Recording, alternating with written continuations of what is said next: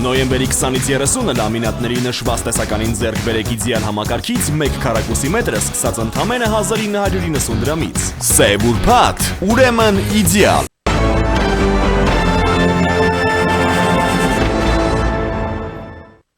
Բարև ձեզ, դուք դիտում եք առաջին լրատվականը, ես Սիրանույշ Պապյանն եմ, այս պահին զրուցելու եմ Ազգային ժողովի Պաշտպանության ու անվտանգության հարցերի մշտական հանձնաժողովի անդամ, Ազգային ժողովի քաղաքացիական պայմանագիր խմբակցության պատգամավոր Գագիկ Մելքոնյանի հետ։ Պարոն Մելքոնյան, բարև ձեզ, շնորհակալ եմ միանալու համար։ Բարև ձեզ, ես էլ եմ շնորհակալ։ Եվ այսպես, պարոն Մելքոնյան, պարզ դարձավ, որ Հայաստանը չի մասնակցի հավաքական անվտանգության պայմանագրի կազմակերպության գագաթնաժողովին, սակայն համաձայնեցված փաստաթղթերի ընդունմանը դեմ չէ։ Այս մասին հայտարարել է Ռուսաստանի նախագահի օգնական Յուրի Ուշակովը։ Պարոն Մելքոնյան, դեռ որքան Հայաստանի իշխանությունը պիտի այսպես ձգձգի հապկից դուրս գալու գործընթացը, ժամանակը չէ, որ Հայաստանը այդ կարևոր քայլը կատարի, գիտենք սառեցված են հարաբերությունները, բայց շարունակում ենք այդպես սառեցված մնալ, մինչև անգամ պարզ դարձավ, որ համաձայնեցված փաստաթղթերի ընդունմանն էլ Հայաստանը դեմ չէ։ Համեցեք։ Արդեն սա առաջի անգամ չէ, արդեն շատ անգամներ է, որ մենք չենք մասնակցում այդ համաժողովներին։ Եվ այս էլ հերթականն է, որովհետև երբ որ իրենք մեր տարածքները չեն ճանաչում, մեզ միշտ ասում են, որ ծեր տարածքները սահմանազատված չի, սահմանագծված չի։ Մենք պահենք սառած այնքան ժամանակ, մինչև իրանք հասկանան, որ մեր սահմանեն Ալմաթա պայմանագրով մենք ունենք պետություն, ունենք սահմաններ, որոնք են ճանաչում։ Դրա համար մենք սառեցրել ենք մեր հարաբերությունները, մինչև իրենք մեր սահմանները ճանաչեն։ Չեն ճանաչում, ինչ ենք անում, ուրեմն միակ տարբերակը այդ կառույցը լքելն է։ Դա ամեն ինչ իր ժամանակին, ամեն ինչ իր ժամանակին կարվի։ Պարոն Մելքոնյան, անձամբ դուք ինչ եք կարծում, այդ կառույցում մեր սառեցված մնալը կամ ոչ սառեցված մնալը մեզ ինչ է տալիս։ Շատերի գնահատմամբ ընդհակառակը խոչընդոտում է մեր անվտանգության ճարտարապետության գծմանը, կառուցմանը, այս դեպքում ՀԱՊԿ խոչընդոտում է, որ մենք կարողանանք այդ անվտանգության ճարտարապետությունը օրինակ գծել Եվրամիության, Միացյալ Նահանգների, այլ երկրների հետ։ Դուք այստեղ խնդիր չեք տեսնում շարունակել այդ կարգավիճակով մնալ այս կառույցում։ Ոչ, ես խնդիր չեմ տեսնում եւ մենք խնդիր չենք տեսնում, որ իմի մենք համագործակցում ենք շատ պետությունների հետ, որ ասենք մեր նույնիսկ անվտանգության հարցերով ենք մենք զբաղված, այնպես չի որ այդ անդամակցությունը սառեցրել ենք, բայց մենք չենք աշխատում։ Աշխատանքներ է տարվում, արդեն քանի պետություններ արդեն նորից մեր հետ ունեն պայմանագրեր եւ այս խաղաղության պայմանագիրը նախաստորագրվեց, այս ամեն ինչը չի երևում, որ մենք աշխատում ենք եւ կանգնած չենք, ոչ թե սառեցված ենք։ Այդ հարաբերություններն է սառեցված, բայց մենք աշխատում ենք։ Մեր մոտ ամեն ինչը ըստ ծրագրի գնում է առաջ։ Եվ այն գործողությունները, որ առևտուրը եւ մնացածը նորից կատարվում է ոչ մի փոփոխությամբ։ Մենք սպասում ենք ուղղակի իրենց արձագանքին, որ իրենք ճանաչեն մեր անկախությունը եւ մեր սահմանները։ Իրատեսական համարում եք, պարոն Մելքոնյան, Ռուսաստանի Դաշնության կողմից այս քայլը այսքան ժամանակ անց կյանքի կոչելը, ըստ էության 22 թվականից առկա է խնդիր, որը մինչ այս պահը չի հանգուցալուծվել։ Ուրեմն Ռուսաստանի հետ կապնված մենք մեր դաշնակիցն է եղել Ռուսաստանը,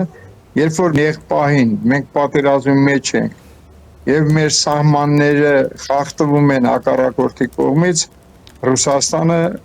երբ որ դիմում ենք Ռուսաստանին, դիմում ենք այդ կառույցին, որը պետք է կանգնեցնել պատերազմը եւ մեր սահմանների խախտել էին սահմաններից դուրս անել հակառակորդին, ընդհակառակ իրենք ոչ մի բան չարեցին, իրենք ուղարկեցին մի գերի, որը եկավ ռաց, ասեց մեզ կպատասխանի, որս չի պատասխանել, բայց ռուսն ասելա, որ մենք երբ որ հակառակորդը ջերմուկ համարյա ջեսել ասում մենք այդ որտև սահմանազատված չի, մենք չգիտենք դա ձեր սահմանն է, թե Ադրբեջանի սահման, այդ տարածքը ումն է։ Դրանից հետո մենք ինչ պետք է անենք այդ մեր, ասենք, անվտանգության երաշխավորին, որը համարում էր թե Արցախի, թե Հայաստանի անվտանգության երաշխավորը։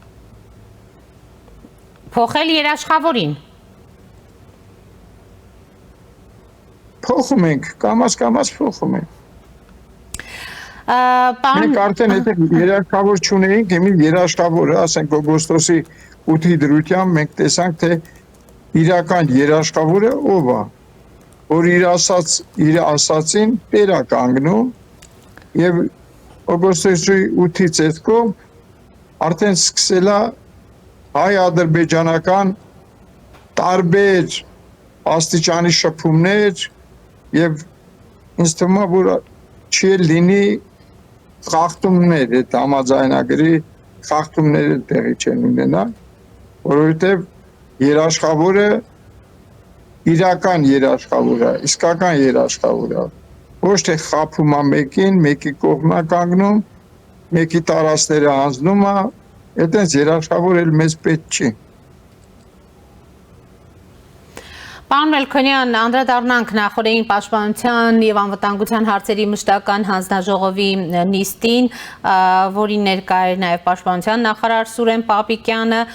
եւ բանակում ծառայությունը կես տարով կրճատելու նախագիծներ ուրեմն քննարկվում եւ իշխողուժ ըստեյության մտադիր է հրատապ ռեժիմով այն կյանքի կոչել, ընդդիմությունը ուրեմն այս փոփոխությունը համարում է նախընտրական որ նորակոչիկների ընտանիքներն իրենց ձայնը տան Նիկոլ Փաշինյանի թիմին։ Ձեր գնահատականը փաստորեն սա նախընտրական քայլ է, կարող եք այդպես ձևակերպել։ Փաստորեն ընդդիմությունը ինչ է ուզում, պատերազմ է ուզում, ինչ է ուզում, խաղաղություն է ուզում, թե պատերազմ է ուզում։ Մենք խոսում ենք մեր բանակի մասին, ասում ենք բանակը պետք է զորացնենք, բանակում պետք է արդիական զենքեր լինի, բանակում պետք է բարեփոխումներ լինի։ Ես մի 2 տարի որ դարավ մի տարիքի ես կարող է դա 15 օրվա կամ 20 օրվա ծրագիր էր, որ ես մատանին ֆրացնես ու միանգամից կես տարին բան անի, պակասի ծառայությունը։ Սա տարիների արած գործ է, որ տարիների ընթացքում է բերվել այն մակարդակին, որ մի տարիք ես ծառայելուց մեր բանակը որևէ խոչընդոտի դեմ չի կանգնելու։ Այսինքն տարիների արած գործ է, ոչ թե մի ամիս առաջ են արել, որ կարողանան բան անեն, ընտրություններին, որ ժողովուրդը ձենտը, անչի ժողովուրդը չգիտի ինչը ինչուց է։ Ժողովուրդը լավ գիտի, լավ էլ հասկանում է, լավ էլ ընդունում է, այնպես որ ընդդիմադիր կոչեցյալները իրանք էլ չգիտեն ինչ են ուզում, իրանք էլ չգիտեն ինչ հարցեր են տալիս, չգիտեն այդ մարդիկ։ 2-3 տարվա արդյունքում բալանսը եկավ այնց արվեց, այնց դզվեց, որ արդեն մենք կարանք զորակոչիկներ մի տարիք ես ծառայեն և ոչ մի խոչընդոտ, ոչ մի բան չառաջանա բանակում։ Պարոն Մելքոնյան, տեսեք, նախընտրական ըստ էության արդեն իրավիճակում ենք գտնվում, ընդդիմության, իշխանության, տարբեր նոր քաղաքական այսպես խմբերի ձևավորման փուլում ենք։ Դուք նախ ինչպես եք գնահատում ուրեմն այս պրոցեսները եւ ինչ եք կարծում 26 թվականին հաշվի առնելով ձեր կողմից նկատի ունեմ իշխանության կողմից անընդհատ բնորոշվող այդ հիբրիդային գրոհների առկայությունը քաղաքացիական պայմանագրին արդյոք կհաջողվի ուրեմն մնալ իշխանության, համեցեք։ Ուրեմն նախ առաջ երթին ինչ որ ասում դիմությունը հիբրիդային այդ ամեն ինչը որ կա, այդ մենք ամեն ինչը հասկանում ենք, որ իրենց դուք տալիս ով է իրենց թիկունքին կանգնած, դրա համար իրանք գոռում գոչում են, նույնիսկ մի ամիս երևի առաջ իրանք նույնիսկ համեմատում էին օգոստոսի 8-ը նոյեմբերի 9-ի հետ, երբ որ նոյեմբերի 9-ը իրանք համարում էին կապիտուլացիա, մեր իշխանությունների կողմից ասում են կապիտուլացիա տեղ ունեցել, բայց հիմա ասում են գիտեք ինչ փաստաթուղթ էր նոյեմբերի 9-ի փաստաթուղթը, այսինքն այդ մարդիկ չես հասկանում, թե ինչ են ուզում են Հայաստանը լինի անկախ, Հայաստանը լինի խաղաղություն լինի մեր երկու երկրների մեջ, իրանք անընդհատ հրաժարվում են, որ ինչ-որ մի տեղից մի սադրանք և նորից սկսվի պատերազմը, իրանք պատերազմ են ուզում, որովհետև իրանք զավակները մեկած չեն կրվելու, արդեն երևի արտասահմաններում են, Ռուսաստաններում են, իրանք երեխաների համար են ես ամեն ինչը անում են, դրա իրանք մոտ ոչ մի բան չի ստացվի, նախական ոչ մի նախընտրականի հետ ոչ մի բանակի 1.5 տարի դարձնելը ընտրության հետ ընդհանրապես կապ չունի, իսկ ինչ վերաբերում է, որ ասում եք ձեր իշխանության օրոք, ինչ չի արվի, ամեն ինչ արվել է, եթե տեղից տեղ ես գնում, Հայաստանի մի ծայր ես գնում, տեսնում ես այդ ամեն ինչը, սկսած ասֆալտի որակից, վերջացրած այդ կոյուղիները, ջրամատակարարումը, հիմի ջրամատակարարման խնդիր համարյա Հայաստանում չկա, կարող է 1% լինի, իսկ այն ժամանակ համատարած ջուր չկար, մարդիկ ջուր չունեին խմելու, ոռոգման ջուր չունեին, հիմի համ ոռոգման ջուրը կա, համ խմելու ջուրը կա, չի երևում, որ աշխատանք է կատարվել, արտաքին քաղաքականության մեջ մենք համարյա շատ պետությունների հետ, Չինաստանի նման պետության հետ, Ճապոնիայի նման պետության հետ, ամենակարևորը Ամերիկայի հետ, մենք արդեն համաձայնագրեր ունենք, մենք կարողանում ենք իրենց հետ աշխատենք, հավասարը հավասարին, ոչ թե մենք մեր հույսը դրել ենք Ռուսաստանի վրա, մինչև հիմա էլ մեզի էլ է համարում ճորտ, իրա ճորտը, ուզում է ճորտատիրական կարգերը նորից հետ կան, չի լինելու դա,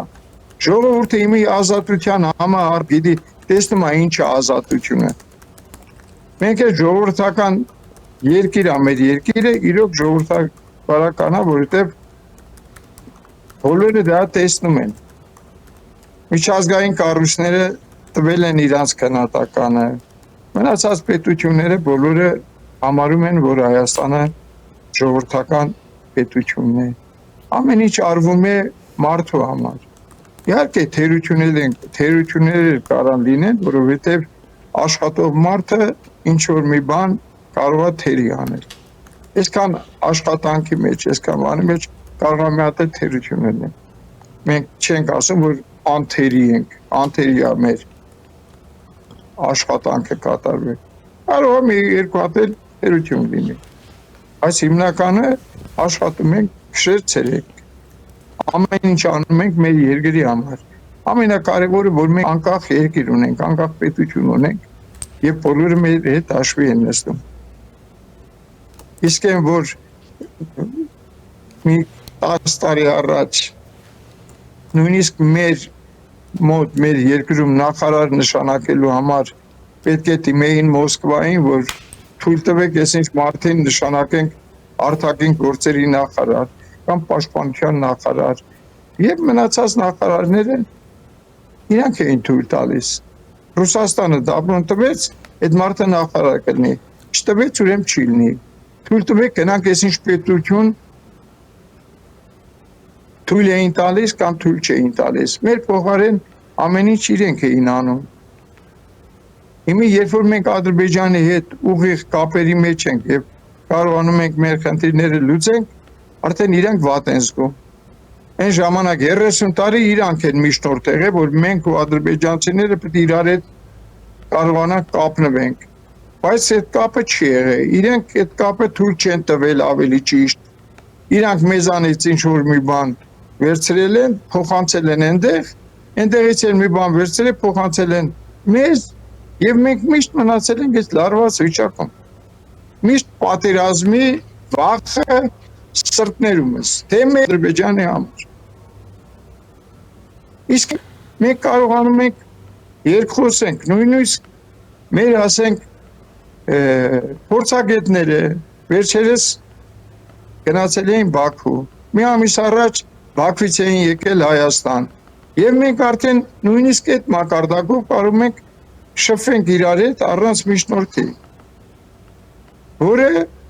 թե մեր համար, թե իրանց համար լավ է եւ կտանի այս ամեն ինչը խաղաղություն։ Իմի չպատերազմա, ես հավատացած եմ, որ շուտով խաղաղության համաձայնագիրն էլ կկնքվի։ Տեսեք, պարոն Մելքոնյան, դուք էլ եք ասում, որ կա այդ հիբրիդային պատերազմը Հայաստանի նկատմամբ, Ռուսաստանից եկվող այդ գրոհները կան։ Հիմա Մարիա Զախարովան օրինակ ասում է, եկեք մեկ սեղանի շուրջ նստենք, հասկանանք դուք ինչ հիբրիդային պատերազմի մասին եք խոսում, ռուսական կողմը այսպիսի քայլ է անում։ Օրինակ, եթե ինձանով լինի, ես երբեք Զախարովայի հետ չեմ նստի մի սեղանի շուրջ, եթե ինձանով լինի։ Զախարովաները արդեն իրանց խոսքերն ասել են ու հիմի շարունակում են ասել, երբ որ իրենք պաշտպանում են Վարդանիկին, որը ասում է մենք պետք է մտնենք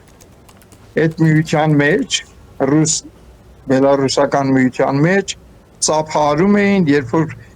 կաշառք վերցրեց կալանավորվեց,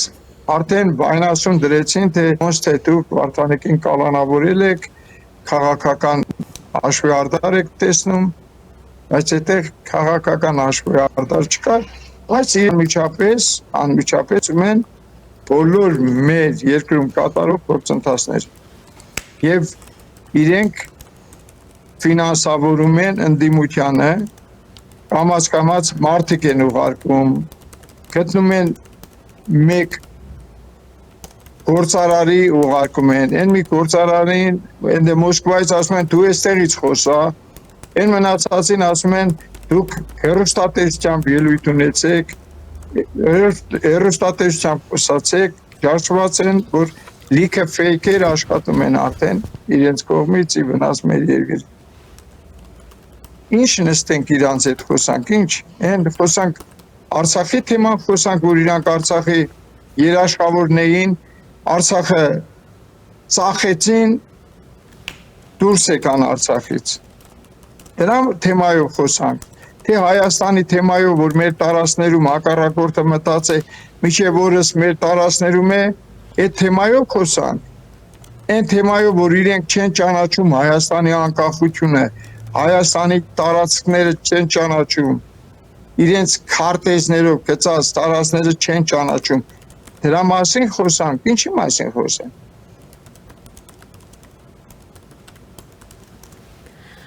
Շնորհակալ եմ, պարոն Մելքոնյան։ Ես էլ եմ շնորհակալ։ Զրուցում էի Ազգային ժողովի պաշտպանության եւ անվտանգության հարցերի մշտական հանձնաժողովի անդամ, Ազգային ժողովի քաղաքացիական պայմանագիր խմբակցության պատգամավոր Գագիկ Մելքոնյանի հետ։ Կհանդիպենք։